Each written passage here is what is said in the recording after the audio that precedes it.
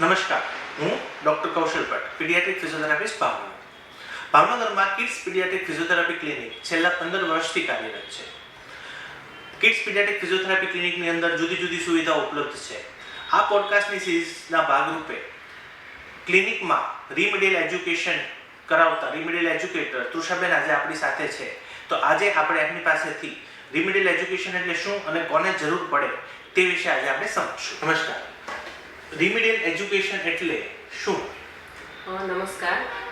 રીમિડિયલ education એ એવા બાળકો માટે છે કે જે ભણવામાં પાછળ છે, પોતાની એજ અને સ્ટાન્ડર્ડ પ્રમાણે પરફોર્મ નથી કરી શકતા.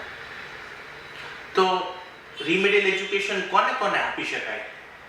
એટલે કે જે બાળકોમાં લર્નિંગ ડિસેબિલિટીઝ છે, એટલે કે તેમને ભણવામાં પ્રોબ્લેમ થાય છે, લખવામાં, વાંચવામાં કે ગણતરી, ગણિતમાં એમ, એટલે જેમને સ્ટડી રિલેટેડ પ્રોબ્લેમ છે એ લોકો માટે રીમિડિયલ એજ્યુકેશનનો યુઝ થાય છે.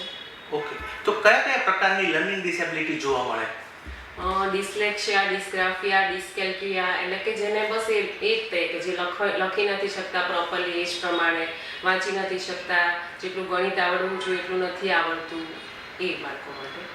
તો એ બાળક જ્યારે તમારી પાસે રેફર થાય ત્યારે એનું એઝ અ એજ્યુકેટર, રીમિડિયલ એજ્યુકેટર, તમે કેવી રીતે નિદાન અને સારવાર કરો? હા, એટલે પહેલાં અમે પ્રોપર અસેસમેન્ટ કરીએ છીએ. એ પરથી અમને ખબર પડે કે કયા પ્રકારની લર્નિંગ ડિસેબિલિટી છે અને એ પ્રમાણે પછી અમે આગળ વધીએ. એમાં અમારે જુદી જુદી થેરાપી હોય, એક્ટિવિટીઝ કરાવવાની હોય, સ્ટડી રિલેટેડ બધું એ રીતનું પ્લાન કરેલું હોય. તો એ બાળકને ક્યારથી થેરાપી શરૂ કરવી જોઈએ?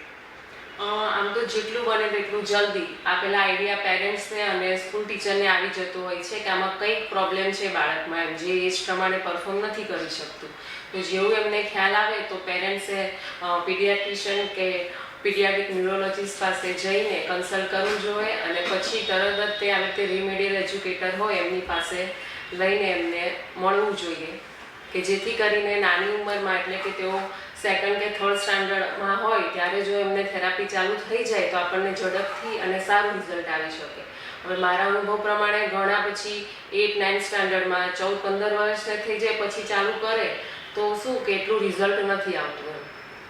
તો એક કન્સેપ્ટ એવો હોય છે કે મારું બાળક ભણતું નથી તેમને હું ટ્યુશન રખાવી દઉં, પર્સનલ ટ્યુશન રખાવી દઉં કે સ્કૂલમાં મૂકી દઉં કે સારી સ્કૂલમાં ભણાવી દઉં.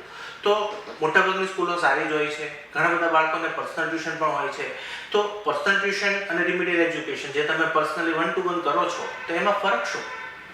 એકચ્યુઅલી પર્સનલ ટ્યુશનમાં ખાલી ને ખાલી એ લોકો એજ્યુકેશન પર કરશે, પણ અમે શું કે એની પાછળનું રીઝન શું છે કે તે એના ભણવામાં પાછળ રહી ગયો છે સરખામણીમાં, તો એની પાછળનું રીઝન છે એની પર વર્ક કરીએ છીએ. દાખલા તરીકે આઈ હેન્ડ કોર્ડિનેશન, તો એ બોર્ડ ઉપરથી પ્રોપરલી ઉતારો નથી કરી શકતો, કોપી નથી કરી શકતો કે પોતાનું જે છે એ એક્સપ્રેસ નથી કરી શકતો, એ માટેના અમે અલગ અલગ કરીએ છીએ. એની પાછળ વધારે વર્ક કરીએ છીએ. 45 મિનિટનું સેશન હોય છે તો એમાં સ્ટડીની સાથે સાથે આ પણ કરીએ છીએ એમ, એજ્યુકેશનલ એક્ટિવિટી અને ગેમ દ્વારા. તો એક સંદેશો આજથી મળ્યો કે અર્લી ઇન્ટરવેન્શન, કે બને એટલું વહેલું નિદાન કરાવવું અને બને એટલી વહેલી થેરાપી શરૂ કરાવવી. એમના અનુભવો છે કે બાળક 15, 16, 17 વર્ષનું થઈ જાય અને જેને ગુજરાતીમાં કહેવત છે કે પાકે ગળે કાંઠા ન ચડે, એવી રીતે બાળક જ્યારે મોટું થઈ જાય ત્યારે તેમને ભણાવવું ખૂબ જ અઘરું છે. એટલે બને તેટલું વહેલું લર્નિંગ ડિસેબિલિટીનું નિદાન થાય, મા બાપ સ્વીકારે, ડૉક્ટરની કે એક્સપર્ટની હેલ્પ લે અને બાળકને જલ્દી સારું કરી અને તેમને ફરી વખત નોર્મલ સ્કૂલના પ્રવાહમાં પહોંચાડી શકાય, તે એકમાત્ર હેતુ સાથે આ એક પોડકાસ્ટ શરૂ કરવામાં આવ્યું છે.